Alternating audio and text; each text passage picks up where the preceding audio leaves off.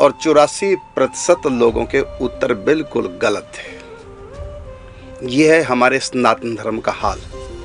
इतना भूल चुके हैं हम अपने महापुरुषों को, केवल नाम ही याद है। रामायण का पाठ करते हैं, हनुमान चालीसा घर घर में पढ़ा जाता है, लेकिन नहीं पता इनके रचयिता कौन है, कैसा उनका जीवन रहा है। यही है हमारे सनातन की दुर्गति का कारण। लेकिन ये भक्तमाल धारावाहिक आपको सनातन से जोड़ने के लिए और आस्थावान बनाने के लिए आपके बीच में आई। इसको ध्यान से देखें और सबको प्रेषित करें। और दूसरा आज मैं कहना चाहूँगा, भगवान शिव जिन संत के पास आए, जो गोस्वामी तुलसीदास जी के गुरुदेव बनेंगे, इनका थोड़ा सा परिचय देना चाहूँगा मैं। वो ये, जैसे संसार में एक वंश परंपरा होती है, पिता उसका पिता उसका पिता उसका पिता ऐसे, और ये सब मनु महाराज और ब्रह्मा से सृष्टि चलती है। इसी प्रकार एक नाद रिश्ता होता है संतों में। संतों में खून के रिश्ते नहीं होते, संतों में नाद रिश्ते होते हैं, शब्द का रिश्ता, दीक्षा जो दी जाती है।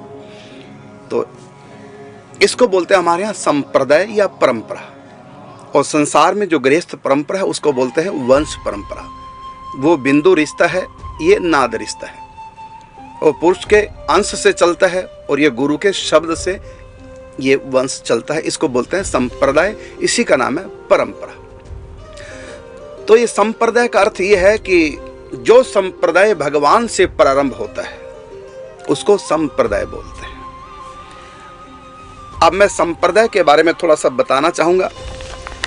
श्री नर हरिदास जी, जो गोस्वामी तुलसीदास जी के सदगुरुदेव भगवान बनेंगे भगवान शिव की आज्ञा से, इनके गुरु को ना मैं वंश परंपरा सुना रहा हूं। देखिए जितने संप्रदाय, जैसे रामानंद संप्रदाय है, नर हरिदास जी रामानंद संप्रदाय से है, तो रामानंद संप्रदाय के इष्ट राम जी हैं। तो जिस संप्रदाय का जो इष्ट होता है तो उसके आदि गुरु, जहां से परंपरा चलती है दीक्षा की, वो भगवान होते हैं। तो रामानंद संप्रदाय के आदि गुरु भगवान राम है,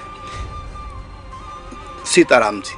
और श्री संप्रदाय के आदि गुरु लक्ष्मी नारायण है। इसी प्रकार गौडेश्वर संप्रदाय है, उसके आदि गुरु श्री कृष्ण है। ऐसी हमारा निम्बार्क संप्रदाय, हमारे आदि गुरु हंस अवतार, 24 अवतारों में एक अवतार, भागवत में कथा थी। ऐसी जो शैव संप्रदाय है, उनके आदि गुरु जहां से दीक्षा प्रारंभ हुई भगवान शिव से। ऐसी शाक्त संप्रदाय है, उनकी दीक्षा भगवती दुर्गा से प्रारंभ होती है। गाणपत्य संप्रदाय है, उनकी दीक्षा गणेश जी से प्रारंभ होती है। सौर्य संप्रदाय है, उनकी दीक्षा सूर्य भगवान से प्रारंभ होती है। तो जिस संप्रदाय का जो इष्ट है, इष्ट से ही दीक्षा प्रारंभ होती है, वही होते हैं आदि गुरु।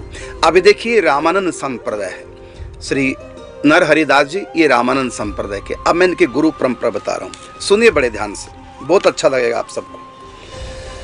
नर हरिदास जी के श्री सदगुरुदेव भगवान है अनंतानंद जी। अनंतानंद जी के सदगुरुदेव भगवान है जगत गुरु स्वामी रामानंदाचार्य। ये वही हैं जो कबीरदास जी के, रविदास जी के गुरु भी हैं। जगत गुरु श्री रामानंदाचार्य जी के गुरु है राघवानंदाचार्य जी, ये वशिष्ठ जी के अवतार माने गए हैं। और इनके गुरु हैं हरियानंद जी महाराज, हरियानंदाचार्य जी। फिर उनके गुरु हैं श्रेयानंदाचार्य जी। फिर उनके गुरु पूर्णानंदाचार्य जी। उनके गुरु चिदानंदाचार्य जी। उनके गुरु सूतानंदाचार्य जी। फिर उनके गुरु श्यामानंदाचार्य जी। फिर उनके गुरु देवानंदाचार्य जी। फिर उनके गुरु द्वारानंदाचार्य जी। फिर उनके गुरु रामेश्वरानंदाचार्य जी। फिर उनके गुरु सदानंदाचार्य जी। फिर उनके गुरु गंगाधराचार्य जी। फिर उनके गुरु बोधायन जी, जिनका एक नाम पुरुषोत्तमाचार्य जी भी हैं, जिन्होंने वशिष्ठाद्वैत दर्शन की स्थापना की। तो इन बोधायन जी के गुरु हैं सुखदेव जी, जिन्होंने राजा परीक्षित को कथा सुनाई। सुखदेव जी के गुरु हैं वेदव्यास जी। फिर वेदव्यास जी के गुरु हैं पराशर जी। श्री पराशर जी के गुरु हैं वशिष्ठ जी। श्री वशिष्ठ जी के गुरु हैं श्री ब्रह्मा जी। श्री ब्रह्मा जी के गुरु हैं श्री हनुमान जी। श्री हनुमान जी के गुरु हैं माते श्री सीता जी। और सीता माता के गुरु हैं भगवान राम। राम जी से ये परंपरा चली है दीक्षा की। राम जी ने दीक्षा सीता जी को दी, सीता जी ने हनुमान जी को, हनुमान जी ने ब्रह्मा जी को, ब्रह्मा जी ने वशिष्ठ जी को, वशिष्ठ जी ने पराशर जी को, पराशर जी ने वेद व्यास जी को, वेद व्यास जी ने सुखदेव जी को, सुखदेव जी ने बोधायन जी को, पुरुषोत्तमाचार्य जी को। ऐसी पीढ़ी दर पीढ़ी होते होते फिर राघवानंदाचार्य जी को, फिर जगद्गुरु श्री रामानंदाचार्य जी को, फिर अनंतानंदाचार्य जी को, फिर नरहरिदास जी को, जो उनसे दीक्षा हुई तुलसीदास जी को। अब तुलसीदास जी जिन्होंने रामचरितमानस लिखी और नाभाजी जिन्होंने भक्तमाल ग्रंथ लिखा, ये दोनों का परस्पर क्या संबंध है, तो मैं ये बताना चाहूंगा। तो राघवाचार्य जी के जो वशिष्ठ जी के अवतार माने गए, इनके शिष्य हुए जगद्गुरु श्री रामानंदाचार्य जी, जिनके नाम से वर्तमान में रामानंद संप्रदाय है। तो इनके शिष्य हुए हैं अनंतानंद जी। तो अनंतानंद जी के दो शिष्य हैं, एक है नरहरिदास जी जो तुलसीदास जी के गुरु हैं, और अनंतानंद जी के एक शिष्य हुए हैं श्री कृष्णदास पैहारी जी।